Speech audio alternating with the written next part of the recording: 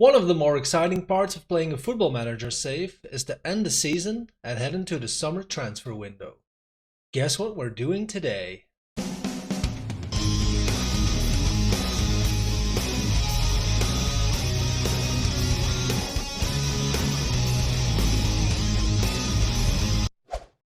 Hey guys, my name is Jochen and welcome to part 8 of the Monday Blues. Since you were last here, which was only 2 games ago, I played the final 2 league games of the season off camera.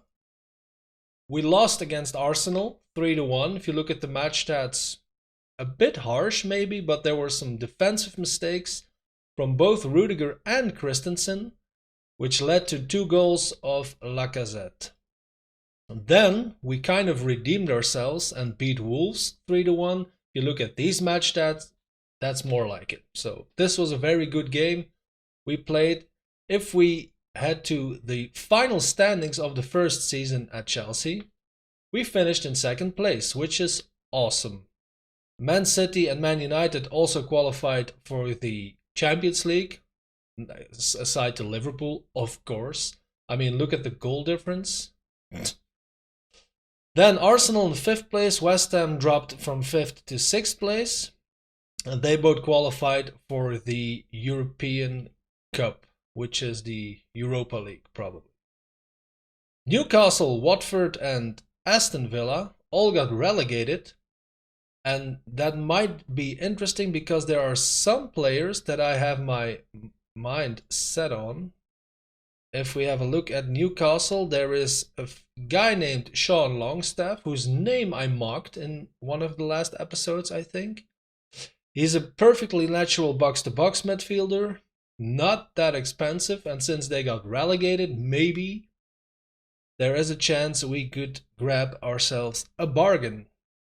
I think for Newcastle, the Lascelles guy, the central defender, is an Englishman, which is also going to be important because of the whole homegrown thing that's going on when you play in an English league.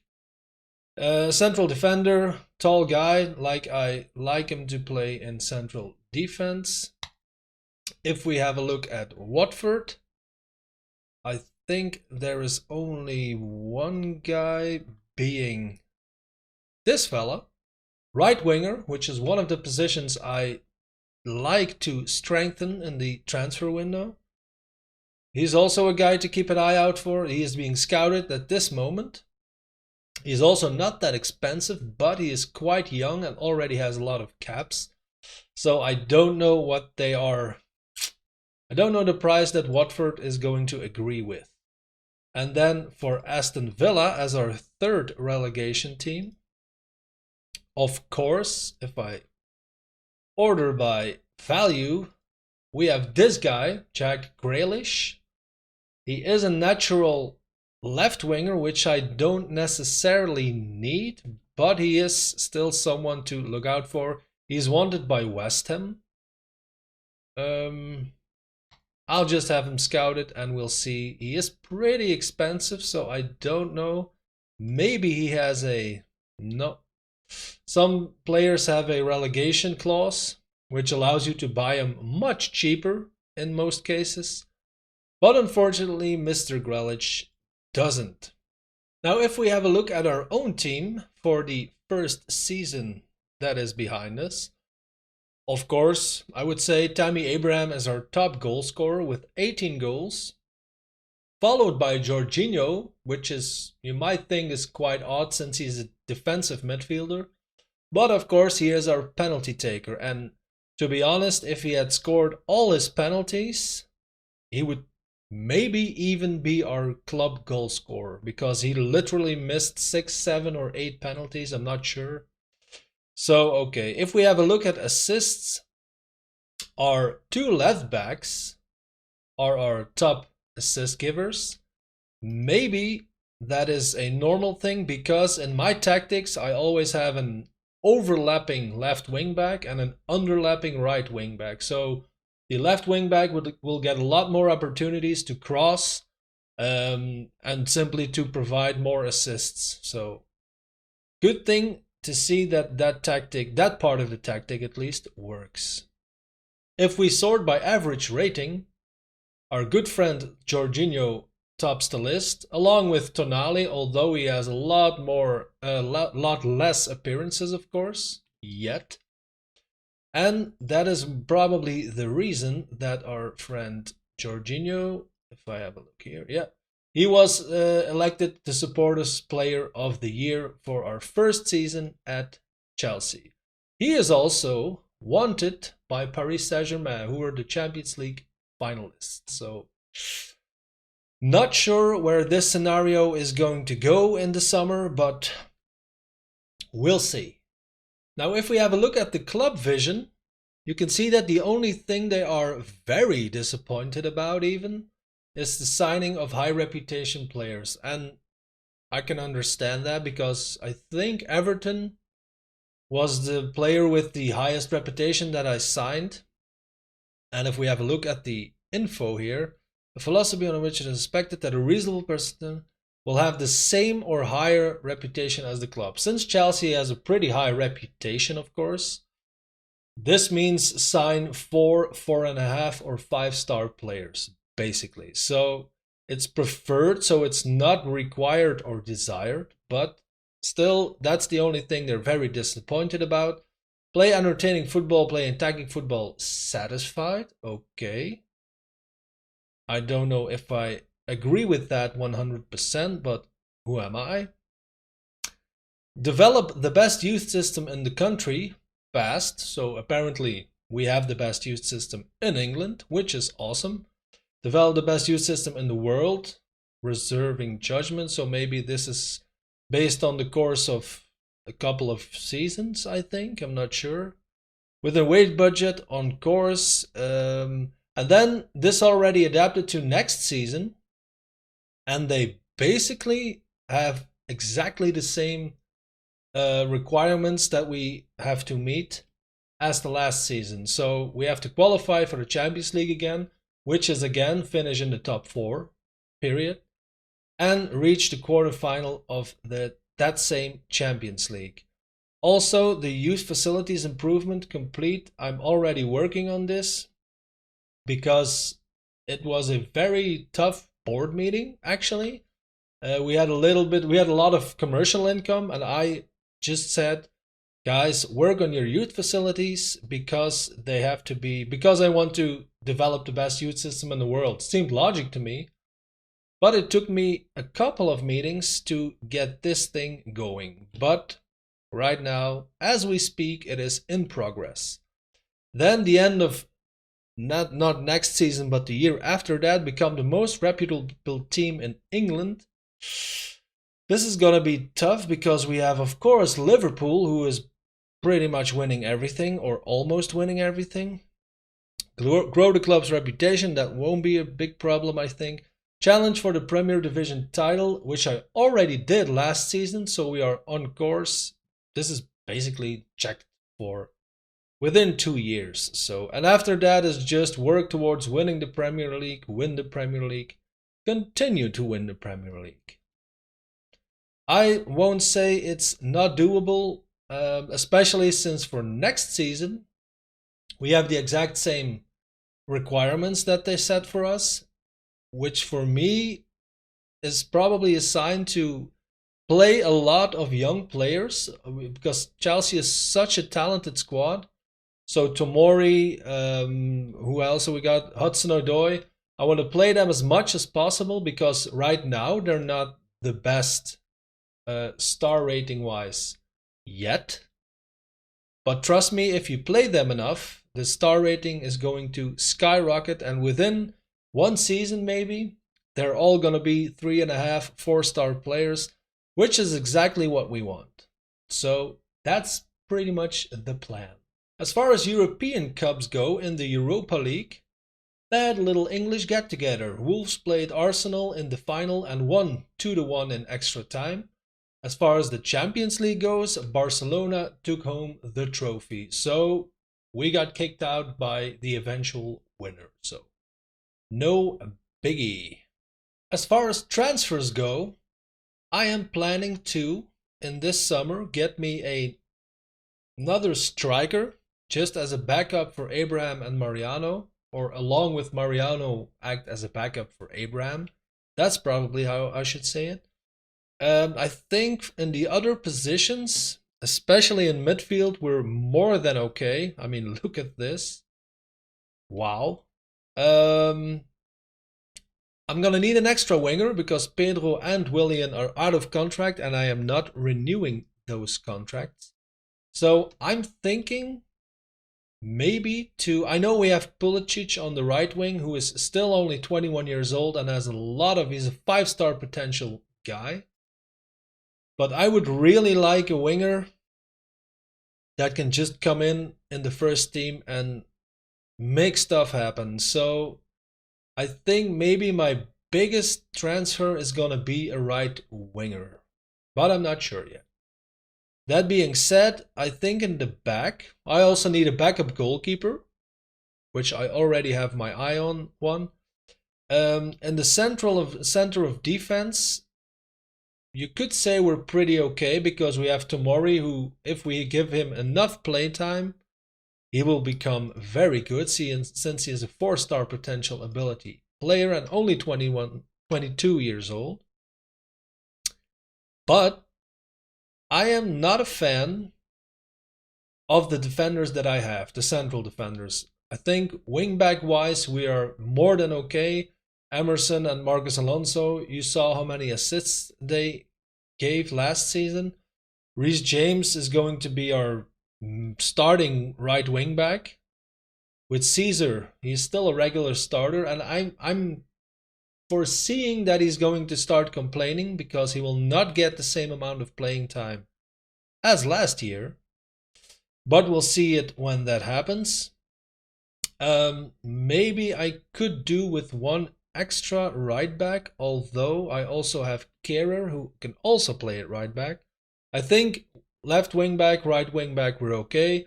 But like I said, in the center of defense, don't be surprised if I start scrambling things up a little bit, because if we look at Christensen's stats for last season, no goals, no assists, no man of match awards. That's not the issue.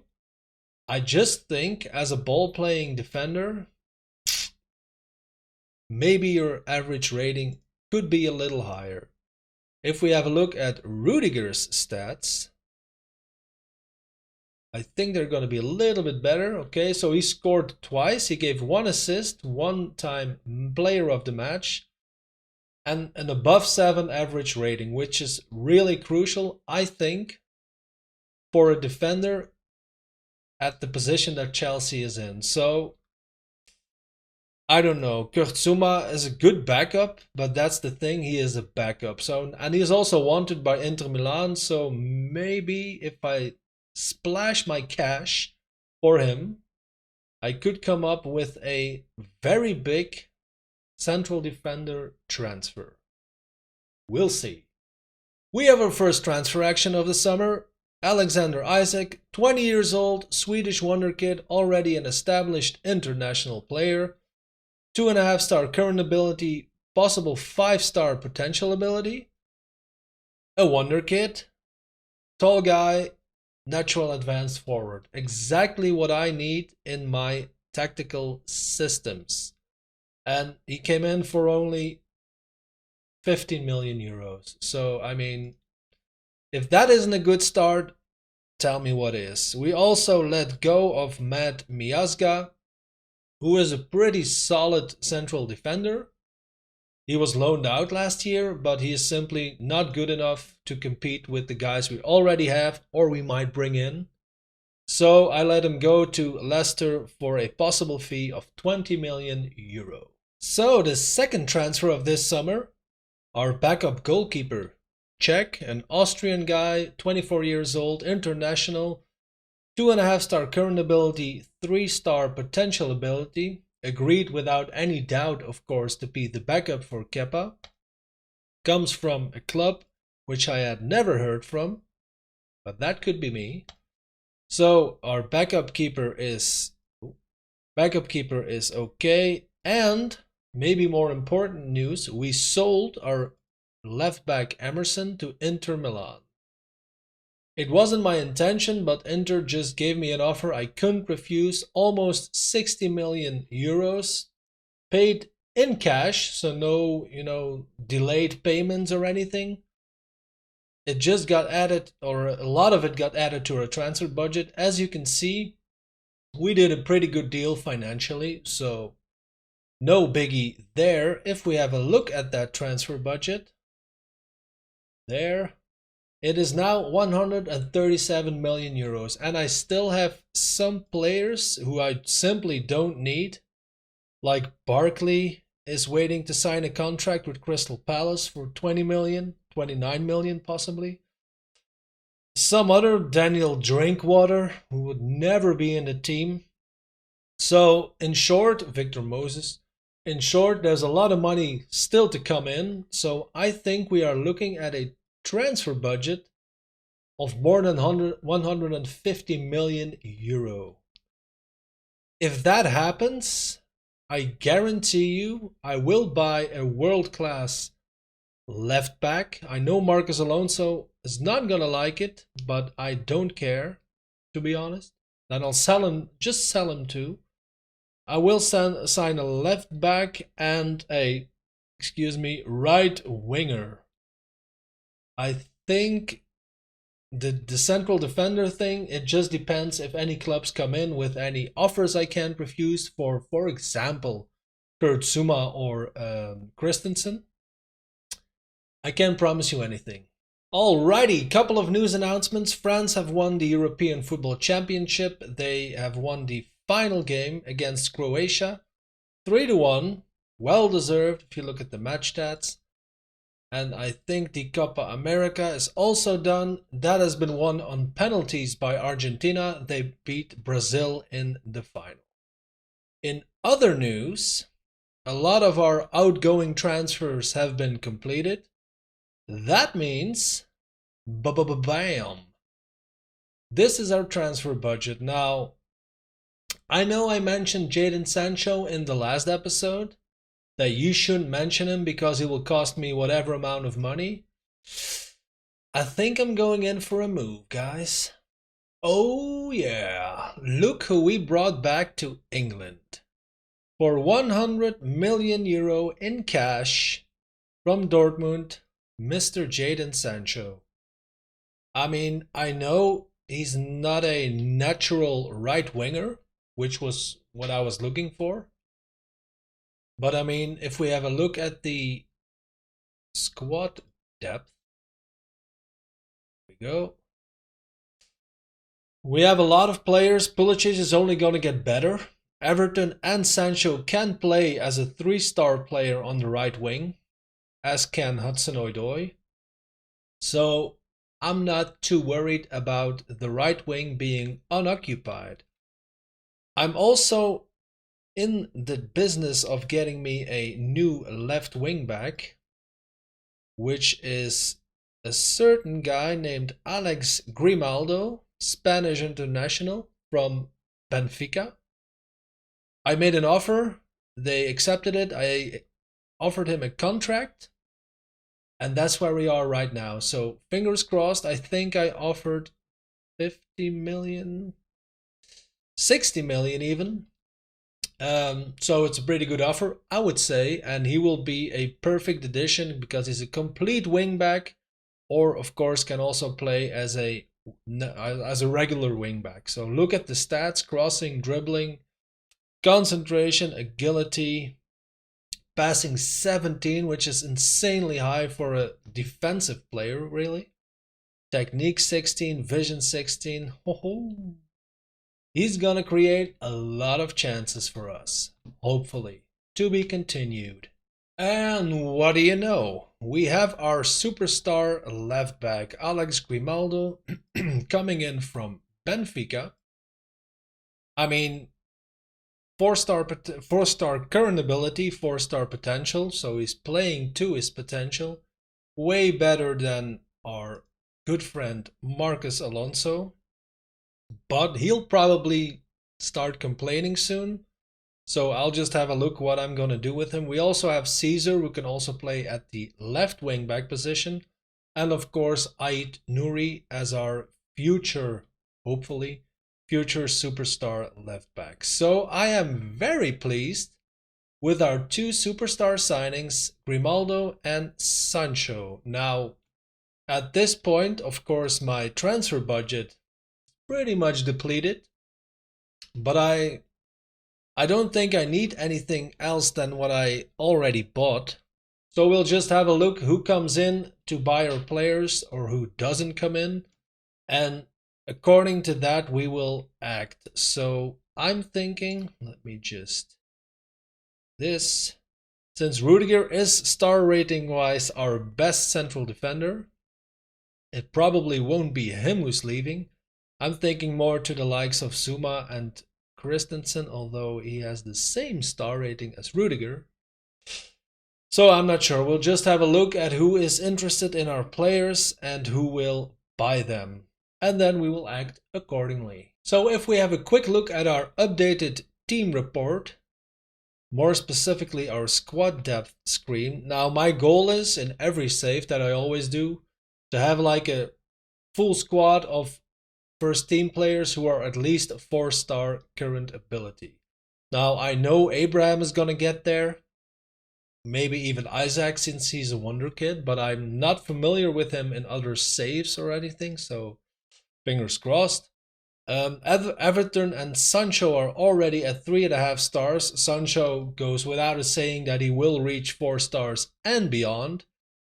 Also, Pulisic, I think, is pretty much the same story as is Hudson-Odoi. So that just needs a little more time. And I think in our midfield we're already there. Kovacic, Kante. Mount is also still young, so he'll probably reach those 4 stars. Jorginho, and here we have Tonali, which I know for a fact that he will reach the 4-star current ability rating. So it's only Grimaldo has 4 stars on the left wing back. Reece James is going to get there at the right wing back. Like I mentioned a few times, it's only the center of defense that it's not worrying me, because we could easily start the season with these defenders. No biggie. Tomori is going to get the 4 stars. I know that. But that's just like a little point that maybe will experience some shifting before the season starts. I think beyond that, we're pretty set for the season. Okay, we are nearing the end of July, and with all the transfer action going on, the media predicts us to finish 3rd in the next season. Even more surprisingly, they expect Man City to finish before Liverpool. So let us have a look at the transfers that were made. I've sorted it by fee. The biggest one, which I totally missed in game, but I see just now, is Mohamed Salah from Liverpool to Paris Saint-Germain for a whopping 150 million guacamoles. Then we have Paulo Dybala coming in as kind of a replacement, I guess, for Salah for 103 million from Juventus. Then, of course, our star signing Jadon Sancho comes to us from Dortmund for 100 million. Sané from Man City to Barcelona. And at first glance, they didn't really sign a replacement yet, but I know for a fact they are negotiating with Federico Chiesa from Fiorentina, which I used to have in a Man United save I did in FM20, and he's pretty good. Apart from that, Thauvin from Marseille to Liverpool, Grimaldo, of course, our second star signing, and then we have our 2 Morata, that was already set in stone that he would leave for Atletico Madrid, 55 million. Which I didn't receive now, by the way. I was hoping for that, but apparently the financial transaction was already done way before I entered. Emerson, of course, to Inter Milan for 58 million. And I think, Liverpool has signed James Prowse in midfield. That's kind of surprising because they have a very strong midfield already. Okay. I think those are the biggest signings so far. Like I said, the Chiesa signing is probably coming up for Man City. But I'm not sure why the media predict them to end first and that Liverpool should end second. I'm doubting that since Salah has left, but he's been replaced by Dybala. I'm not sure if that's such a bad thing, really. Especially in game, Dybala is, as you can see, that's a lot of green in his stats, so he's pretty good. That being said, we are playing now a couple of preseason games. Just a couple more to go because our first match against Bournemouth will be on the 8th of August. So I think I'll wrap this episode up right here. And I will see you for the first two games of the new season against Bournemouth at home. And the second game, immediately a clash at Old Trafford. So guys, I hope you liked this episode. I know it was a bit different than from what I normally do. But if you've enjoyed it, please leave me a big thumbs up, subscribe to my channel, use the social media links in the description, and I will see you very soon.